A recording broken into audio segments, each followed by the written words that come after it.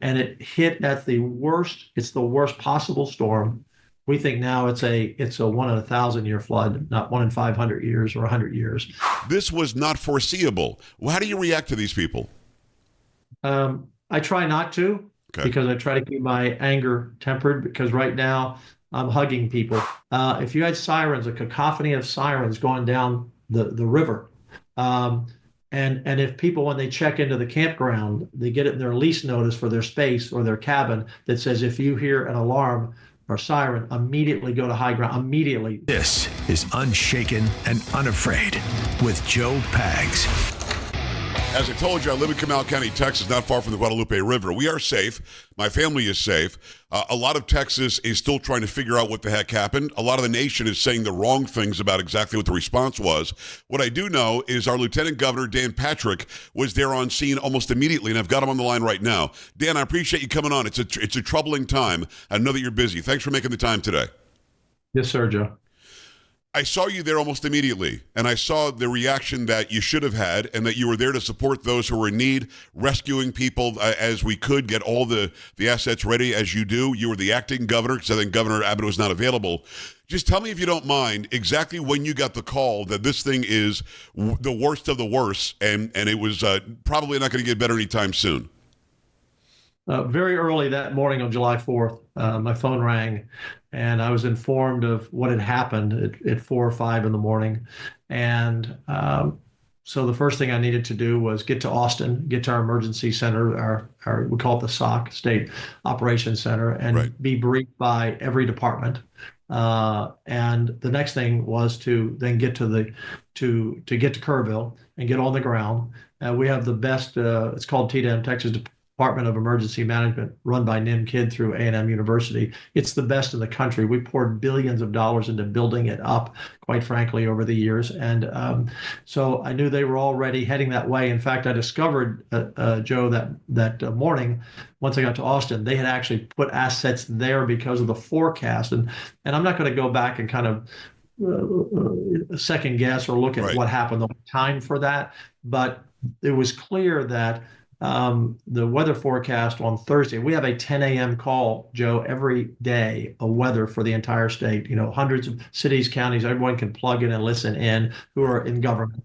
And the day before, you know, they were calling for 1 to 3 inches of rain, maybe 5 to 7, could be some localized flooding.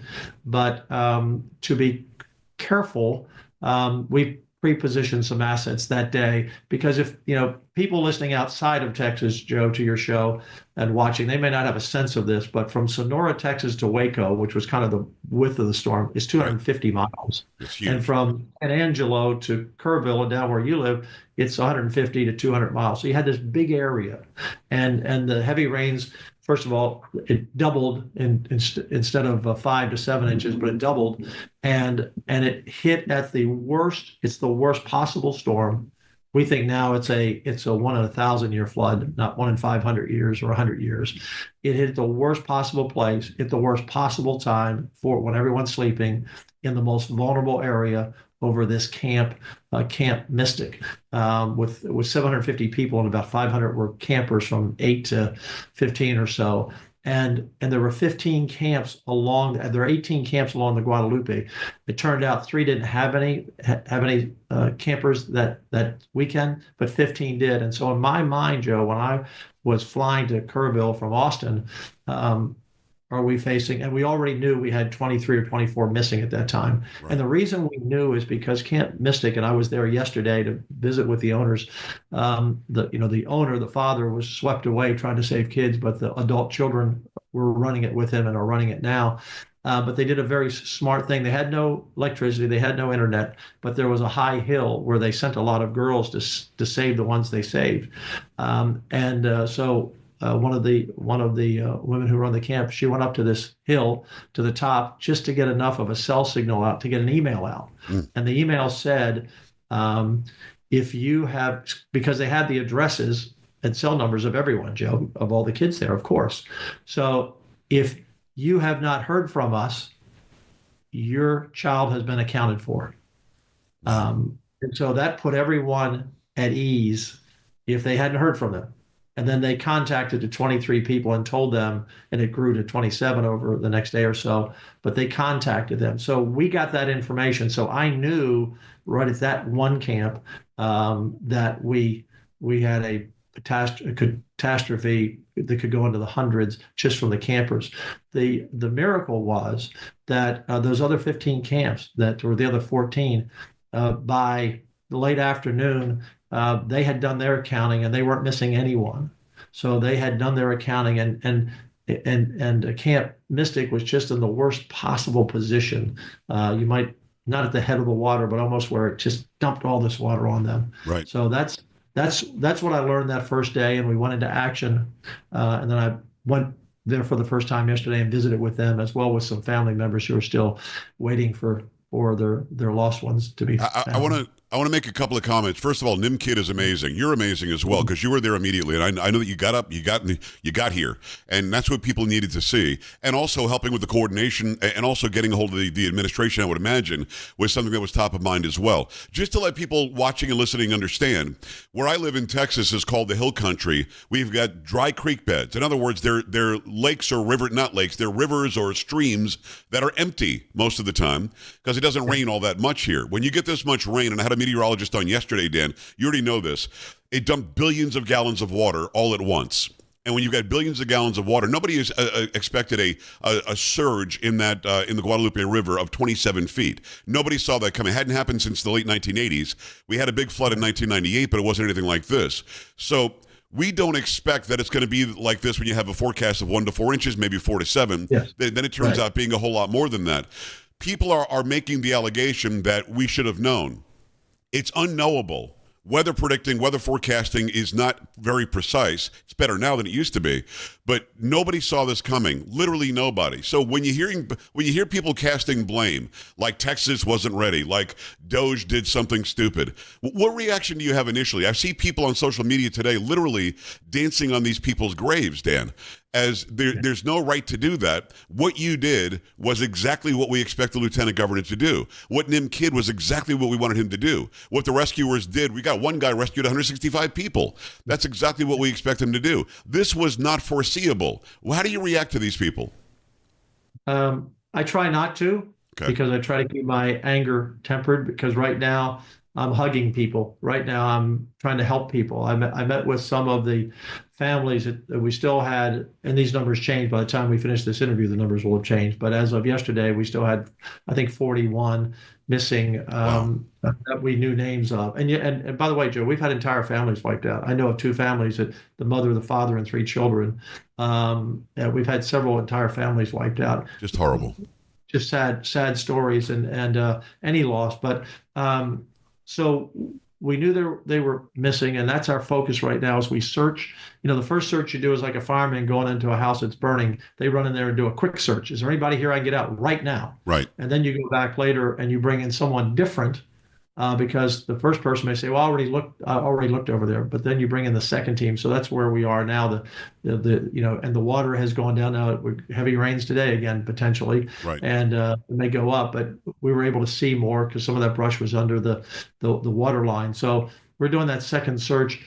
But I went out to the camp, and they walked me through it, as I said. And one of the things, talking about this Scott Raskin, this 26-year-old Coast Guard, I believe it's Coast Guard, well, they told me something even more amazing, Joe. They told me that when he came down, and forgive me if I've said this, I've done so many interviews, I can't remember Feel free. which interview I had, forgive me. But so when the water receded, they got the girls lined up, hundreds of girls, and they took them to this 2-story building as soon as they could get them there. And then some rains came again, and they were on this 2-story building that was built in 1939. It didn't look like it would hold up to me, but It did. And water got to the second floor, and all the kids were on the second floor, and they were singing Christian songs and praying together. And so I wish there was a miracle for everybody who was lost in the storm, but there was a little bit of a miracle there that day that the water held, and so they were eventually able to come down, and and the helicopters came. And the camp owners and the counselors told me he was amazing because he didn't just rescue them, but he came down, he got on the ground, and he, on one knee, looking at an 8-year-old eye to eye, or a 15-year-old on their level, and calming them down first, because they had never, what's going on here? I mean, they're shell shocked for some of them. They don't know, and they don't know the friends that have been lost. They don't know anything at that point. They may be looking around for a friend that was with them, but why are we going out of here in this helicopter? Most of them have never been on a helicopter, probably. So he comforted them, Joe. He got them calm and showed them love and got them on the helicopter. And there were 4 helicopters, I think, in rotation. So this guy is not just like a hero. He was the right person that God put there at the right time. Absolutely a godsend. It's Lieutenant Governor Dan Patrick, the great state of Texas, was there immediately after the flood water started flowing, and coordinating exactly what we needed you to coordinate for our state. At what point do you get a hold of Christine Ohm? Because she came the next day. At what point do you get a hold of the federal government and say, hey, this is massive. This was something that nobody foresaw. We need your help. How does that mechanism work, Dan? So in the 10 years I've been lieutenant governor, we've had two school shootings, a church shooting, a couple of hurricanes, significant thunderstorms and heavy rains, right, tornadoes. We've had it all. Wildfires too, yeah. And wildfires, and this cut deeper than all those, and all those lives that were lost, including children, those other disasters, the school shootings, all of them stay with me today, and I've stayed in touch with some of the parents to this day. This one, because there was the waiting, also, Joe, has been hard, and some are still waiting. But the first thing that we did is early in the morning, I had a press, so that before I went to Kerrville, I had a press conference around 2 o'clock or 2:30, I think, to tell the world what was going on. And by that time, we had 14 helicopters in the air, 12 drones. We probably by that time had 400 or 500 people on the scene, and everyone was offering things. And the weather was a little iffy. And if you get too many air assets in the air, you could have another disaster. Like some idiot flew his private drone yesterday into the airspace and hit one of our helicopters, and we had to land it. So we said we're going to need help, and as the minute that we knew we needed help, which was later that day, we called in the cavalry, and the cavalry is Donald J. Trump, who immediately put it. I heard from more cabinet secretaries offering me more things, and that continued through the weekend. Governor Abbott came back that evening and was again the governor in charge, and so they sent us everything we needed, including the Coast Guard, the dive teams, and other states. We got some assets from Louisiana and Oklahoma and Florida and Virginia. So everyone came and helped us, because what happens is the fatigue can set in. You can't, if you got 500 people out there working, well, you need 3 shifts. Or at least 2.5 shifts. And some of these people, Joe, never quit. Like if you're looking for, and they all are on the search team, they don't want to go home. Well, let me search a little bit more. Let me find one more person alive, or one more deceased person. So we got all the help came in, and I talked to Christy Saturday morning. She called me Saturday morning, so that it all runs together. It's been one day for me pretty much. Yeah. And Saturday morning around 8 o'clock, I get a call from her, and she said, the president wants me to come today. And I said, well, let me call the governor. He's the acting governor. He's the governor. And let me just clear all that through him. Of course, I know he'll want you to come. And so I got a hold of the governor, and that happened. But yeah, she said the president insisted that I come today. And it was important because he wanted eyes on the ground from her as well. And so everybody has helped. It's whatever we needed, we had. It is Lieutenant Governor Dan Patrick of the great state of Texas. You mentioned something in passing that I think is really important. 500 people descended upon the area, and Dan, it still rained. It was still raining.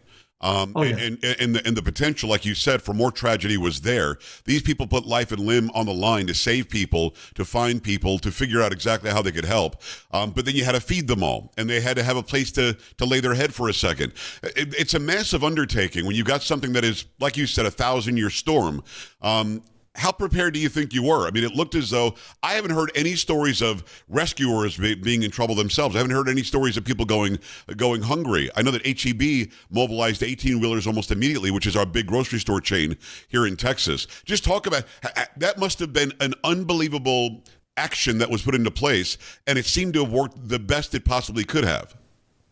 Yeah. And Joe, I talked to some of the parents who had lost their children, and one of the things they said is when we had the press conference, when we thank everybody, they're still in pain and they really want to hear what's next for them. So Right. there'll be a lot of time to salute and thank people later because I'm Right. really aware of what they said. And but I will tell you that again, NIMKID is fantastic, but we are prepared. We have centers. We put 550 million in the budget this year, for example, Joe, just this session that ended in May.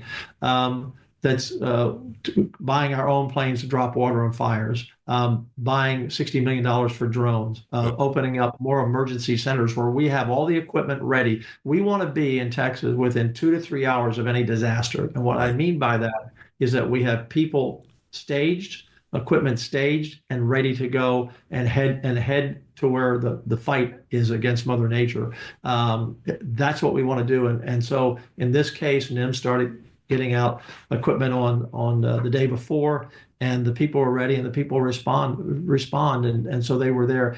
We have a lot of volunteers, but they're professional volunteers that we Right. have worked with in the past, not just people. And we appreciate that people want to show up and help, but then we have to worry about them. Are they going to drown in the river if they're not trained? So we had to kind of move the people who had great hearts but not great training, and we had our people, but we were up and running, and no one worries about eating the first day. Yeah. The first day it just goes on, but yesterday and then by Saturday there was restaurants were set up outside. They could feed 3,000 or 4,000 people. Yeah. I sat there, actually. It's interesting you asked that, Joe, because I sat there yesterday looking at the room where the press conferences are held. It's a big room, it'd be big enough for a basketball court or two. Right. And it's all filled with Department of Public Safety, our troopers, or National Guard, or our national assets. It's filled with everyone, and they're all working something. For example, the city gave us a list yesterday of 138 names that they were concerned about. And DPS went out and knocked on every door. Oh, wow. To make sure they were okay. And then you have to work with the funeral homes. That's another entire operation in a small town as these bodies are taken to the funeral home. So that's a whole another area of action. And of course, for me, my focus was the families who had lost loved ones where they don't know if they're alive, and if they don't know where they are, and they want to be reunited. So, I went to them yesterday, and the oddest of odd stories, Joe, and I'll wrap up with this. I've taken too much of your time. So I went up there, and there's about 20 families, and again, I've had to do this far too many times at too many funerals and memorial services, and I just said, look, a long time ago, my pastor told me. I asked him long before I was in office. A friend of mine was dying in a hospital, and I said, I don't know what to say. And he said, just show up. That's all. Don't say much. They won't remember what you said. They'll remember you were there. And so that's all I did. And I said, here's my cell number. You call me. You got the Rangers here. You got the troopers here. The Rangers are handling DNA. They're going to call you immediately when we find anything. As soon as you're going to get an immediate call. But if you have any questions, just call me. And here's my number. And I said, look, and the one lady said, I just need to know where my granddaughter is. I need to know where my granddaughter is. And I said, I have 8 grandchildren, 3 granddaughters. I said, I'm treating your granddaughter like my granddaughter. I said, we're not going to stop. Governor Abbott said the same thing. We're not going to stop until we return all family members and unite them. And I said, I'm not part of your family, but for today, we're all family. As I was leaving, she and her husband, who I was kind of eyeballing, they were sitting there, and he had arms folded listening, and he came up and he said, Dan, you don't know me, but we are family. He said, when your mother was in assisted living 8 years ago in Houston, I was one of the people that took care of your mother. Oh, wow. It's amazing, Dan. So these people, and they're all connected somewhere, but yes, you just have to, for me, my focus is on those families first and foremost, because they're the ones hurting the most. I talked to one last night, and as of last night, his 9-year-old was still missing. So that's, we all carve out a space. That's a space I've carved out. Well, listen, as a Texan, as a friend of yours, we've been friends a long time. As a Texan, I was proud to see that you were there. I literally said out loud, and there was nobody else in the room, I said, I'm so glad Dan is there. I really said that at like 2 o'clock in the morning, 4 o'clock, whatever the hell it was when you were there. It's like, now, okay, good. Somebody's there. People know that they're taking it seriously. They know that they're going to do the level best they can. Dan, before I let you go, and I appreciate you taking the time, let me ask you one question that I brought up yesterday with a meteorologist. I'm not second guessing anybody. I'm not Monday morning quarterbacking anybody. I think the response was what it needed to be, and nobody expected it to be what it was. But going forward, do we need a siren system, Dan? I mean, people's phones are dead at 1 o'clock in the morning, at 4 o'clock in the morning. The forecast changed big time in a very short amount of time. I'm not blaming anybody. The blame game is stupid. It doesn't make any sense. But what do you do going forward? Is there an alert system that you can have that isn't tied to a cell phone? Maybe alarms like you've got tornado sirens in some neighborhoods? What do you do to make sure that those along the Guadalupe or any other river that could flood, it's very rare, but it could, what do you do to make sure that we're better next time? So the governor and I talked yesterday morning, and he asked me the same question. And he said, we have a special session coming up in a week from Monday. So we're going to be back for 1 or 2 special sessions on other issues. And so we're going to have bills on the call dealing with this. And I said, we need some time to really explore all of this and go back. It's still fresh. We're still looking for missing people. But what can we do? And he said, what about sirens? And I said, Governor, I think it's a great idea, and count on us to fund them. If the cities can't afford it or don't do it for whatever reason, or it hasn't happened in the past, let's do it. Because I do think, Joe, think about this for a second. And a question was asked of the sheriffs today, and they had a press conference earlier today. So there was a question asked, and it's not the time to answer all those questions, but when that first warning came in at 1:18 in the morning or so, the question was, well, who reads that at one? Who's on duty? Who's watching that? And Kerrville's basically a small town, 20,000 people in the city and 55,000 relatively small agencies and departments. And so I don't know the answers to all that, but even Joe, think about this. All the second guessers out there, all the critics, I'm not saying you are, but all these people, especially on the D side, they're just being terrible. Yes. Yeah. So if you're running that camp with 750 people with 500 kids, and you're being told there's a warning right now of a flash flood coming, where do you move them to? I have no idea. That's a great question. They move them to high ground, and the reason they saved over 500 because they executed their plan, as far as I'm concerned, that I know, and what they told me. They again, we lost. It's terrible. We lost 26. Precious little angels, but they saved over 500. So they executed their plan, but it wasn't like at 1:30 in the morning, you could get 10 buses up there and find drivers. You're right. It's 30 minutes to Kerrville, and all the roads were already underwater. So they had their own plan, and they saved these girls because they acted quickly, and their own father was lost in saving the girls. So I think they executed their plan. But in any case, what do you do when you get that alert at that time of the day? You send out on the phones. The residents who sign up for it would have gotten a message. How many people keep their phones on at night? All the thousands of visitors who came for 4th of July, they didn't have it on their phones, but they were just visitors. Right. So all of those questions, but I do believe this.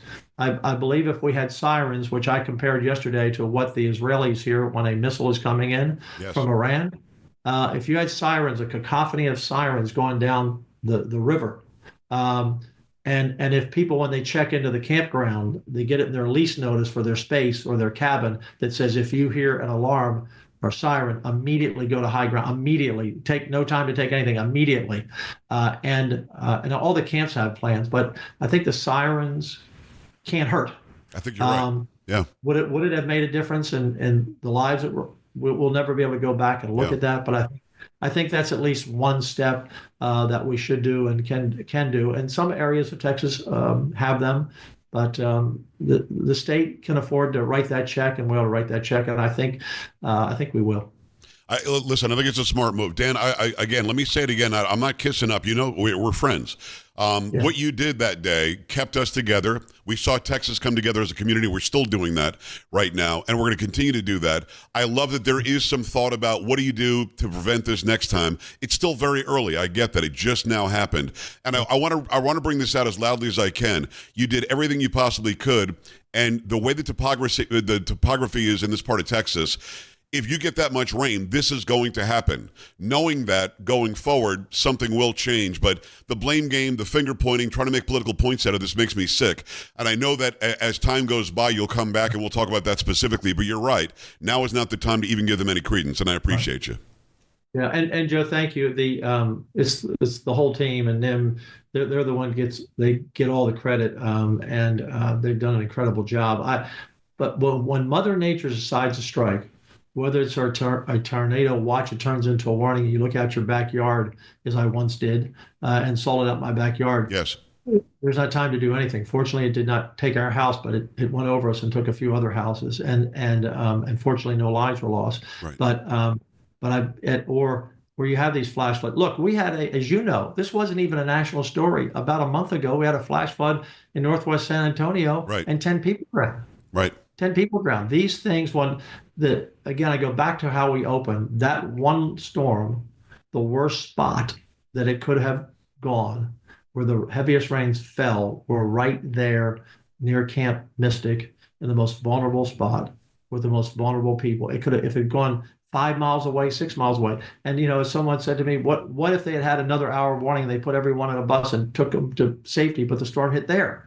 So right. It is really hard when you're dealing with the unpredictable Mother Nature. I've seen hurricanes when I've been on the call back in Ike in 2008. Oh, yeah. I guess that was, we were guaranteed by the meteorologist at midnight where the storm was coming, and overnight it shifted 40 miles, and Bolivar Island took the brunt of it, and almost everyone on that island was washed out to sea because the storm moved 40 miles or so overnight. So but we have to be alert, we have to be aware, and we have to do the very best we can do. So at the end of anything we do in life, we should always go back and ask ourselves 3 things. What can we do better? I don't care if you're giving a speech. I don't care if you're cutting the grass. I don't care if you have a big business meeting. I don't care whatever it is. If you go back and always evaluate, how could I manage my little league team better today? Yeah. How could I? And so we owe it to the people of Texas, and we owe it to these victims who were lost and these families. We owe it to go back and do that analysis at the right time. But that's where we are. Thank you, Joe. It's Dan Patrick, Lieutenant Governor of the great state of Texas. I think you know this. I was on the air in South Florida when Hurricane Andrew barreled in 1992. And Hurricane Andrew was going to hit Palm Beach County, and it dipped down south about 50 or 60 miles right at the last second and hit Homestead. And you're right. It's unpredictable to see something and the magnitude of what something's going to be, because it's an act of God and you don't control the weather. Dan, I appreciate what you've done. I appreciate you making time today. I know that you've been in this since the first moments. And let's stay in contact and make sure we get all the information we can out there. Thanks so much, Dan. We will, and keep praying for us, folks. I'm a big believer in prayer, and prayers have been answered, and we'll keep praying and reunite all of these families. Thank you, sir. The question becomes, how did this happen? Why did it happen? What exactly meteorologically went down in Texas near the Guadalupe in Kirk County in the Hill Country? And to get that answer, I need a meteorologist. It's going to be Chris Martz. He's at cfact.org, and he's a meteorologist. Chris, how are you? Good to see you. Good. About you? I'm doing very well. We're in north of San Antonio, south of where the rain hit. We're not far from the Guadalupe River, but we weren't in peril at all. About an hour north of us is where all this stuff went down. Can you tell me, meteorologically speaking, what the hell went on Friday night? Or was it Friday night, or was it actually Thursday night, Friday morning? Thursday night into Friday morning. So we had Tropical Storm Barry in the Gulf of America, or Mexico, however you want to, right, whatever you want to call it, made landfall in Mexico, and the remnants of it tracked northward, and they merged into a retrograding, which is a backwards moving, because it typically moves from west to east with the jet stream, but it was moving from east to west. So that's called retrograding. So we had a broad upper level area of low pressure that absorbed the remnants of Tropical Storm Barry over central Texas, over the Hill Country, right, where you live, and that produced what's called a mesoscale convective complex, or mesoscale convective vortex, more specifically, because it had the rotation, and those dynamics were integrated together, and that created this really heavy downpour of rain with some spin to it, and so that created the massive enormous flooding across the region. And as a result of the fact that the topography there is very rocky, you have a very thin layer of topsoil, Right. it's not very absorbent. So any of the rain that falls is going to go down and trickle down into creeks and rivers and cause it to flood. Unfortunately, for where the campers were, the river crested 29.45 feet within, I think, 45 minutes, and it caught people off guard. And that stuff happens very rapidly, and it comes with little warning for that specific location. So this kind of thing could not have been prevented. Right. We'll get to that in a second. I really appreciate you explaining it. What did you call it? It's something vortex again? What was the term you used? Mesoscale convective vortex. So it's part. How It's rare a type is of that?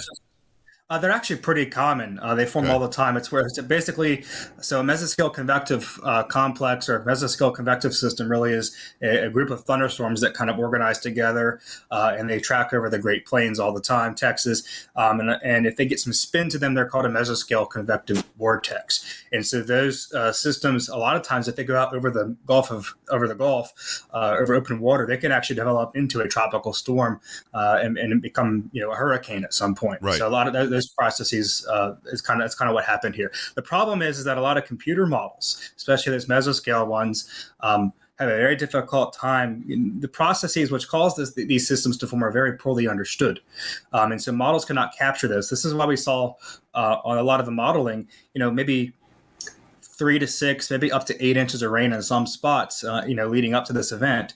One model, the model that the TV meteorologists have on stock, called the graph model, actually, one of the runs there predicted 14 inches of rain for the area. But then the very next run, it came out 6 hours later, showed like 2 inches of rain. So it could not have been predicted because of the poorly understood physics and stuff that go into these systems. So, and when you're trying to predict or forecast a record-breaking event like this, you really got to be careful, because there's a fine line between, okay, I'm predicting something record-breaking, I'm certain this is going to happen, and then if you do that, then that being a big false alarm, and then you lose trust with the public.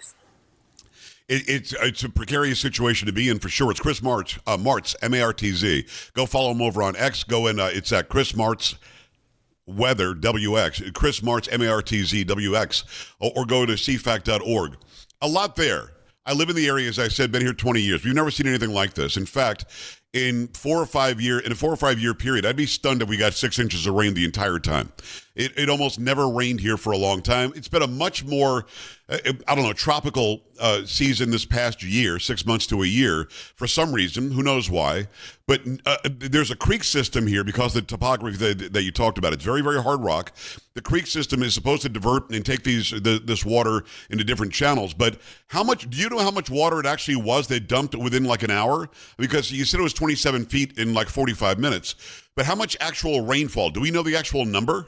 I don't know for that specific area how much. I think it was close for Kerr County. Meteorologist Ryan Maui did the calculations. The back of the inflow number suggests about 120 billion gallons for just that county. 120 billion gallons. Let's put that in perspective. Now, many of these. I'm sorry, I just have to stop you there. So many of the area, as I said, they have these dry creek beds that never have any water in them at all. They're all overflowing and full now anywhere you look. So 100, how many billion gallons? What was it? 120 for Kerr County. That's unbelievable. So that's an event that we've never seen before then. Well, we have seen it in the general area, that whole river valley that you live in. We've seen rain like this before, but for that individual location, I don't think so. But for the general area, because again, these events where there's a large amount of rainfalls is in a very small column geographically speaking. But you can go back to July 2nd, 1932, when Mountain Home, which isn't very far from the San Antonio area, they recorded 32.4 inches of rain in 18 hours, which was caused by a very similar setup. And so that was more rain. The highest rainfall total, I think, in the 24-hour period that I could find from this event, and I haven't seen an official number yet, is about 21 inches of rain. So the 1932 event had much heavier rainfall in general. And in September 1921, downtown San Antonio was flooded beneath up to 12 feet of floodwater. And one of the in Thrall, Texas, recorded 38.2 inches of rain in 24 hours. So it's not unprecedented, but it is certainly rare. And in the time you've been there, you said 20 years, so you've not seen anything like this. I've been here since exactly. We've been here since 2005. When we moved here, they said we had a major flooding event in 1998, and that was nothing like what we just saw here. So is the matter of the amount of water in the short amount of time? Because the Guadalupe River, as you said, it went up to 27 feet. I mean, there was no building in that area, directly in that area, that was going to withstand that. We keep hearing the term wall of water. Is that literally what we were talking about? All of a sudden, boom, here it is, and here it's got to go. Not so much like that. It's just that you get this heavy rainfall and it fills up the river and that just causes it to rise. And so then it, of course, it flows downstream. So when you add that added effect to it, it really piles up fast and it catches you off guard. And this was also at 5:30, 5:30ish in the morning, maybe a little bit before that, right, when this really began to crank up. And so any of the warnings that went out from the Weather Service, a lot of people just were asleep and they weren't tuned into their phones. So there needs to be, in my opinion, a better county level flood warning system. I think we should have that everywhere, similar to the tornado siren effect. I couldn't agree more. It's Chris Martz, Martz. Go follow him, Chris Martz, WX, over on X, or just go to cfact.org. So let's talk about the perfect storm, and pun is intended, I guess, of how this came together. You just made mention it really started happening at 5:30 in the morning. The warnings went out at 1 o'clock, a little bit after 1 o'clock. Then even more warnings were going on into 2:30. Everybody's asleep. As you said, everybody's asleep. Nobody's listening. Nobody's wondering. And you said this a few times, and I wonder if you could expand upon this a little bit. This could not have been predicted. A couple of things. When it's a 1 o'clock in the morning thing, what are you talking about? Maybe a siren system? Like when I was in mid-Michigan, there were tornadoes there. So there's a tornado siren that will go off to let people know it's actually happening. Is that what you mean, like an early warning system? Because phones are great, but if you're camping out somewhere, you might have a dead phone, then you're not going to get an early warning at 1 o'clock in the morning, 2 o'clock in the morning. What system do you think should be put in place? Well, I think one of the I think is it in where Hunt is? That's in Kerr County, right? I think it's in Kerr County is where Hunt is. I think some of the counties there, 6 or 7 years ago, after I think Hurricane Harvey, that was 2017. So yeah, about 7-8 years ago, they wanted to implement a county level flood warning system with sirens, and a lot of the locals, from my understanding, opposed it because of how expensive it was. And then so something like that would be good, but I think there should be some sort of national effort to implement those, especially along the floodplains where we have places that flood easily. And you can go back to the 1940s, 1930s, over the last 200 years, really. And there have been these kinds of floods in that general area. Maybe not necessarily where Camp Mystic is near Hunt, but definitely it's just in the general area. Because of the topography and the way the land is, it's susceptible to flooding. And so something like that would definitely be useful to save lives and property. I mean, maybe not property, but definitely save lives. Yeah. They had those early warning systems. And, the Weather Service, the day before, on Thursday, in the early afternoon, they posted a flood watch for the area. Now, flood watch just means that you should be weather aware. And maybe the people who are headed Camp Mystic, they may have seen that, maybe not. Right. And then when the ingredients were there, when this was literally going to happen, they issued a flood warning to warn people 3 hours in advance. But again, that was at 1 o'clock in the morning, Central Time. So people were not able to, they were, again, probably asleep.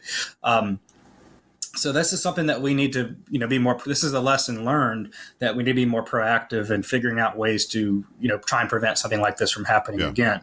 And another problem that is, I think that I should underscore here, and it's not emphasized enough, is that while that's not necessarily the case at the Alston San Antonio office, there is a lot of weather fatigue.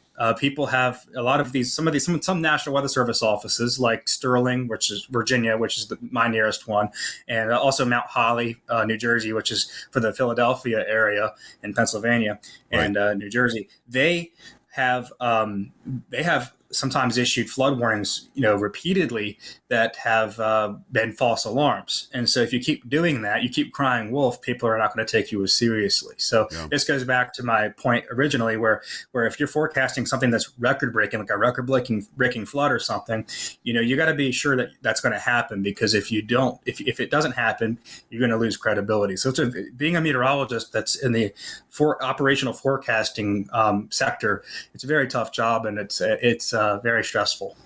It is meteorologist Chris Martz. Go to Chris Martz, WX, CHRIS is first name, last name MARTZ, then WX for weather, or go to cfact.org. You mentioned Hurricane Harvey, which just sat over Houston and just decimated the place with water. Did this thing do the same thing as that? Did it sit over Kirk County for a while? And by the way, Hunt is in western Kirk County, so you were right about that. Did it just sit there, or is this just what these vortexes do that you were talking about? Well, yeah, Hurricane Harvey stalled, and so did this mesoscale convective vortex. This complex of thunderstorms that had some rotation to them. They also stalled, and this is kind of the nature of a lot of these systems, because they are detached from the main jet stream flow, which carries stuff along. All those trade winds, they carry stuff along and kick it out of there. And if you don't have that, you're just kind of sitting in a warm, humid tropical air mass with this, convection going on. It just has. There's nothing that's able to steer it out of there. So it just sits and spins until it wears itself out and runs out of energy. And that's exactly what we saw in 2017 with Hurricane Harvey, once it lost its tropical characteristics. And this is the same thing we saw here with the remnants of Tropical Storm Barry. Now, when we talk about predicting, it is a very precarious thing. I've been in television news and radio for 36 years, and meteorology is an imperfect science. You guys do the best that you possibly can, and I appreciate that. But oftentimes you're not right, and it's not your fault. You just can't. I mean, it's an act of God. I mean, you can predict it. That's why the spaghetti models on hurricanes are always could be here, it could be way down here. So I mean, I get that. It's a very, very hard thing to pinpoint. What can be done better on a meteorological sort of standing to pinpoint it better? Is that just the way it is? Nature's going to do what nature does, and we got as close as we could? Well, we have gotten immensely better at being able to predict stuff. I mean, back in the the good example of this is the Category 4 hurricane, the Galveston hurricane of 1900. Right. Meteorologists that day predicted sunny weather, sunny skies, and it was that for a while until the hurricane came and it barreled down Galveston and it killed 8,000 to 12,000 people. That's still the largest death toll from a hurricane. Yeah. And obviously back then, we didn't have satellites, so we couldn't see that, there's a storm out over the Gulf. It's going to make landfall in 6 days, or we didn't have, the numerical forecast models from the weather balloon data, all that.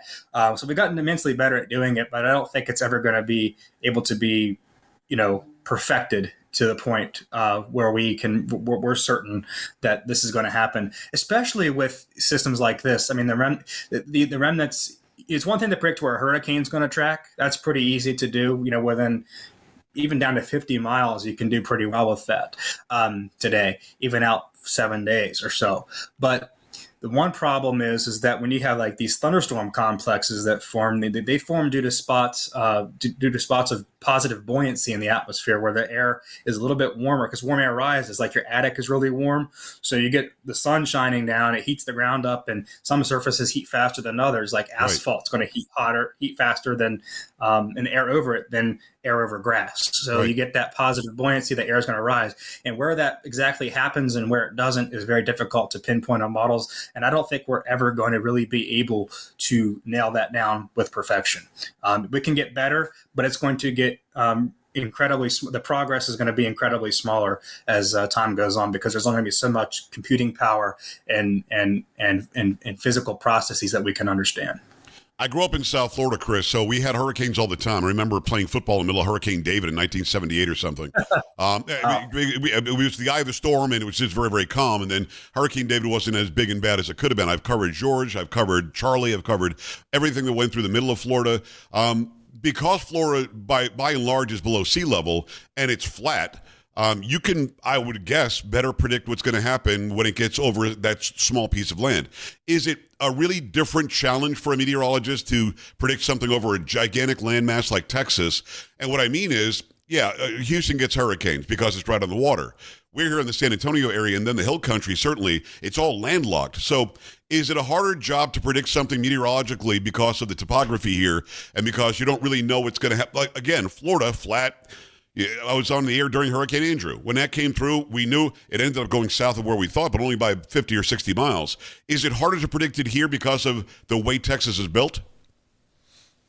It's harder to predict because of the mesoscale nature of it, and hurricanes can also be mesoscale features. They usually are, but there's different types of levels of mesoscale, like mesoscale alpha and beta. Different. It has to do with the resolution and how many miles or kilometers it is.